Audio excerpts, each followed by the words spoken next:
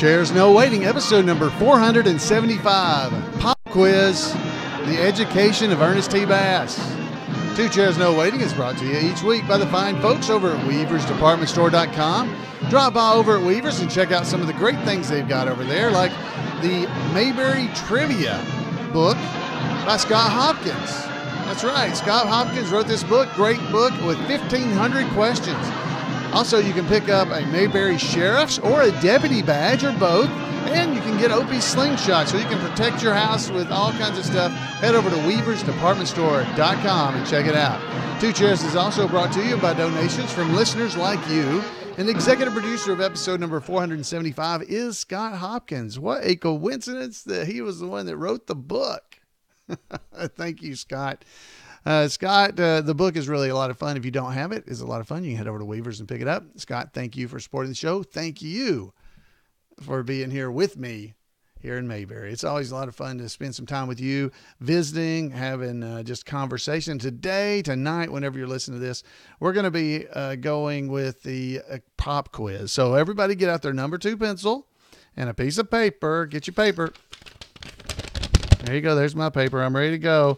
Get your paper out and let's get ready to go. We're going to have a little bit of music in the background here, so let me get that going. There we go. And so everybody's ready for the pop quiz? Tonight's pop quiz, ladies and gentlemen, is going to be on the Education of Ernest T. Bass, that episode. So everybody's ready? So now you know that we're focused on the Education of Ernest T. Bass. So let's go ahead and go over, folks, to question number 1. There's 10 questions. Question number 1. Here we go. Question number 1. Who does Ernest T. love more than his 22 repeater? There's your question. Who does Ernest T. love more than his 22 repeater? All right, folks in the chat room are chiming in. I'm sure they're trying to figure it out. Who does Ernest T. love more than his 22 repeater? All right, so pause the podcast if you don't want to know the answer, because I'm about to give you the answer. The answer is, for question number 1, Ramona. Ramona. He loves Ramona more than his 22 repeater. Now, I should say, let me say this, that all these questions that we're doing right now came from over at the Mayberry community. Now, I invite you folks to head over to imayberrycommunity.com and so that you can be a part of the gang over there. It's almost like Facebook. And this question came from over there by Mrs. Mendelbright. Mrs. Mendelbright posted it back in March. And so if you've been hanging out over there, you will have the answers already. But if you haven't, you're ready to go here. So, all right, question number 2. Is everybody ready for that one? Question 2. So question 1 was, who does Ernest T. love more than his 22 repeater? Ramona was the answer. Question 2, who is most likely to answer a question about possums, a little girl, or blank? Okay, so what's the answer there? Who's most likely to answer a question about possums, a little girl, or blank? There you go. Have some time to think about it. Remember, this is from The Education of Ernest T. Bass. Okay. Who is more likely to answer a question about a possum or a little girl? Pause if you don't want to know the answer, because here comes the answer. That boy with dirt under his fingernails. That's right. You find you a little boy with dirt under his fingernails, he'll tell you about possums. I know it's a bad Ernest T, but that's what I got. Okay. All right. So that's number 2. Question 2. There's only 10 questions. You guys are going to be through them before you even know it. Question number 3. What did Opie give his father to help with Ernest T's education? What did Opie give to his dad to help with Ernest T's education? Okay. Oh, this one's a hard one. It's a little harder. There you go. What did Opie give to him? Now, this was a little harder. Andy sent him upstairs to get something for Ernest T. Bass. So you guys got it?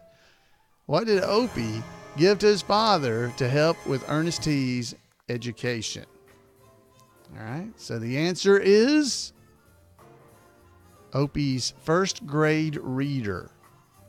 Oh, there you go. First grade reader. That's what I've got. First grade reader. Is that right? Is that what everybody else has got? That's what I've got. First grade reader. All right. So there's the answer. All right. So that's 3 questions. How are you doing? You doing all right? These are fairly fun, easy questions. These are not our normal super hard questions from Mayberry days. So I'm glad, hopefully you guys are going to enjoy these. All right. Question number 4. Where did Ernest T learn open and close? Where did Ernest T learn open and close? Where did he learn that? That's a good one. I love this one. Open and close. Yep, so he learns all kinds of words, sight-wise. Okay, where did Ernest T learn how to read open and close? Okay, so folks in the classroom, in the chat room, are looking at it. Or how are you doing? How are you doing? I see an answer from Emmett. He got it in the chat room. So did Lydia. The answer is number 4. The answer is, where did Ernest T learn open and close? Barbershop. Yeah, from the barbershop. That's right. That's where he learned that one, from the barbershop. All right, number 5. We're halfway here already. Number 5. Everybody ready? Here it is. Who is Ernest T's mother figure? Who's Ernest T's mother figure? Who is Ernest T's mother figure? This is too easy. It's too easy. Oh, these are too easy. But they're fun, right? Because it makes you feel good because you know some of these. Oh no, Howard Sprague said he's batting 0 so far. So surely he got this one. I see the chat room is chiming in with the answer. Who is Ernest T's mother figure?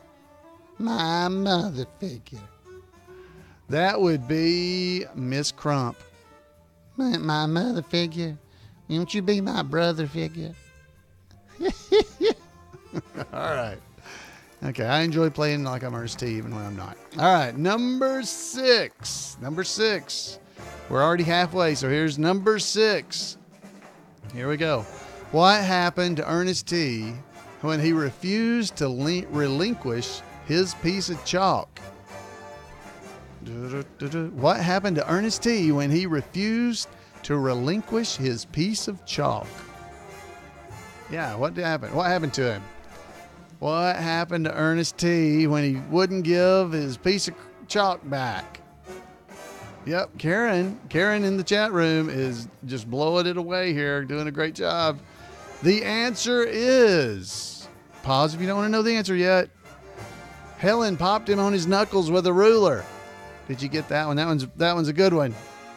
She hit him on the hand with a ruler, and popped him on the knuckles with a ruler, slapped him on the, but it was hit him with a ruler. If you got that part, I think that's good. All right. So there you go. That's number 6. Number 6. 6. All right, here we go. Number 7. Number 7. We only got 10. We're almost there. It's going to be a short one tonight. Here we go. Number 7. Why can't Barney take Ernest T behind the jail and kick him around a little bit? That's the question. Why can't Barney take Ernest T behind the jail and kick him around a little bit? Just let me take him out back. Why can't he do that? Why can't Barney take Ernest T behind the jail and kick him around a little bit? I want to quote these things so bad. I love it. Why can't Barney take Ernest T behind the jail and kick him around a little bit? That's the answer. The answer is, and the chat room's getting it. The answer is number 7. Why can't Barney take Ernest T behind the jail and kick him around a little bit? He'd kill you. He'd kill you. That's right. It was both Andy and Helen told him that. Well, you just let me take him out back here. He'd kill you. And when Helen said it, oh, that was so funny. Because Andy had already been saying it, and he was mad at him. And then, well, if you just let me take him out back a little, Helen went, he'd kill you. Oh, that is such a funny thing. I love it. All right. Man, this makes me happy just reading these questions. All right. Number 8. Number 8. Who was sitting on the bench with Andy when Ernest T tried to carry Helen's groceries? That's a good question. Who was sitting on the bench with Andy when Ernest T tried to carry Helen's groceries? Okay, let's see how you do on this one. Who was sitting on the bench with Andy when Ernest T tried to carry Helen's groceries? He'd kill you. I still love it. All right. All right. Who's sitting on the bench when Andy when Ernest T tried to carry Helen's groceries? The answer is, so pause if you don't want to know the answer, but here's the answer. Mr. Swamp. Mr. Swamp. Good to see you, Mr. Swamp. All right, 2 more questions. There's only 10. So you guys, I hope you're ready. Here's number 9. Number 9. Oh, number 9. Name Ernest T's extra boundaries. Oh. Name Ernest T's extra boundaries. Okay. Folks on the video got to see it because I somehow clicked the button. Oh no. Hopefully they know me. Have you picked up on it? Don't rewind. All right. Name Ernest T's extra boundaries. Okay. This is number 9. The answer is, because here's the answer. There's extra boundaries. You know, when he is trying to name the boundaries of the United States of America, what are they? Okay. Here's the answer, because you should have already seen it if you're on the video. And if you're not on the video, good, you're getting to play along. What's the answer, guys? Here's the answer.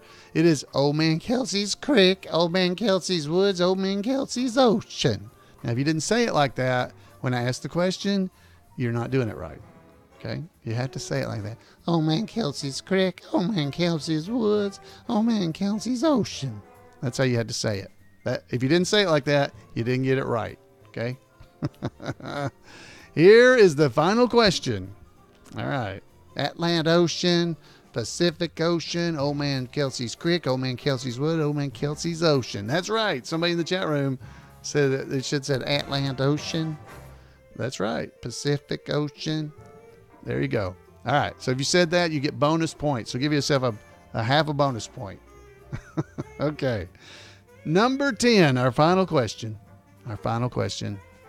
Oh, it's over too soon. Too soon. Here's number 10. What is Ernest T's sentence? I want to say my sentence. I want to say my sentence. So, all right. So that's what it is. So what is Ernest T's sentence? You have to say it. To say it like him. No, you can. If you can't talk like him, that's fine. But if you can, you got to say it like that. Even there's people around watching you and going, what in the world is wrong with that guy? Or a girl. Whichever it might be. If they see you talking to yourself, that's okay. It makes it great. All right? So here you go. What is Ernest T's sentence? I want to say my sentence. His sentence is, so pause if you want to try to take time to do it, but here's the answer. No hunt, beware, open, close, no credit. Barbershop. That's what I put the barbershop. I want to make a sentence. I want to make a sentence. No hunt, beware, open, close, no credit.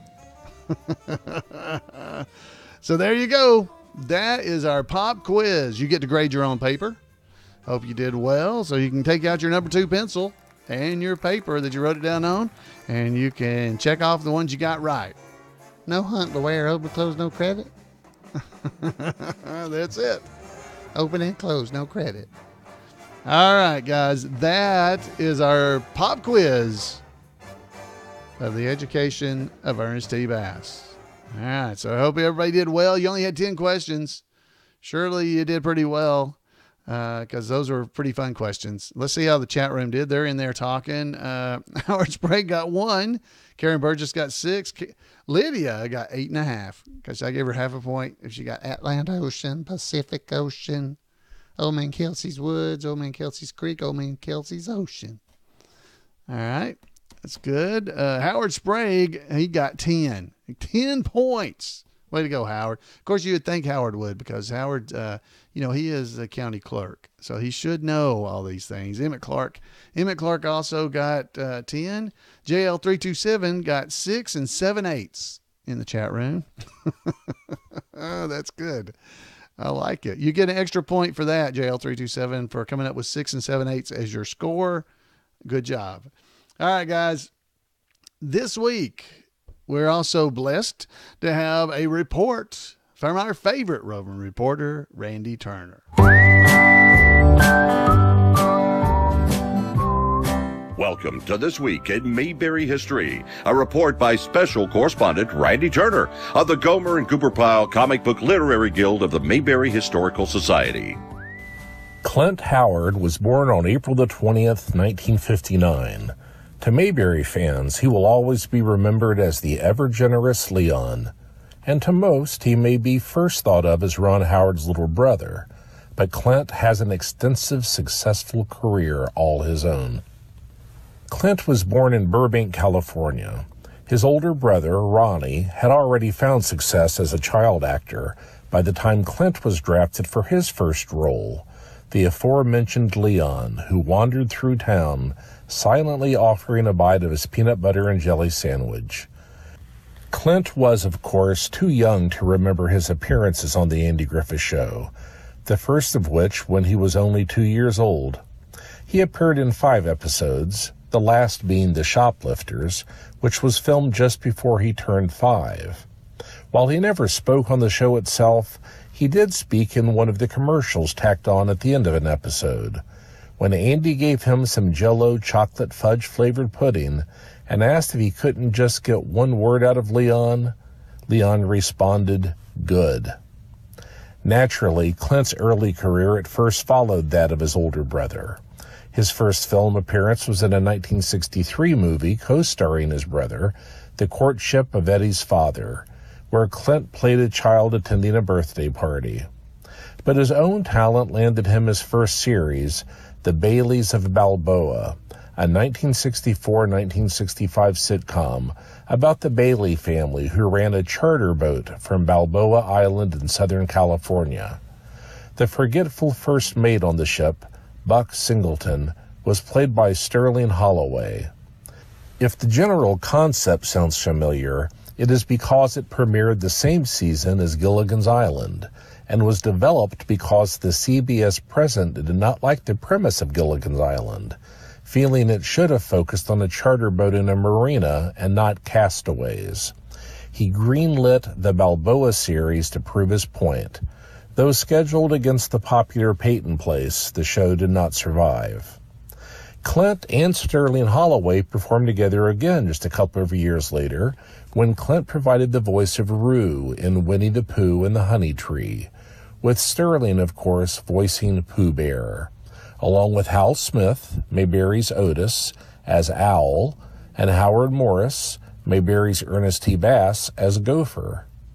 At that point, Clint had already appeared in various episodes of numerous series, perhaps most notably playing the nephew of Richard Kimball in an episode of The Fugitive.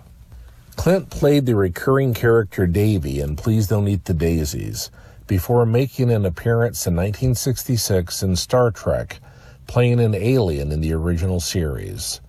The following year, Clint played Mark Wedlow, the boy who formed a friendship with the large bear known as Gentle Ben.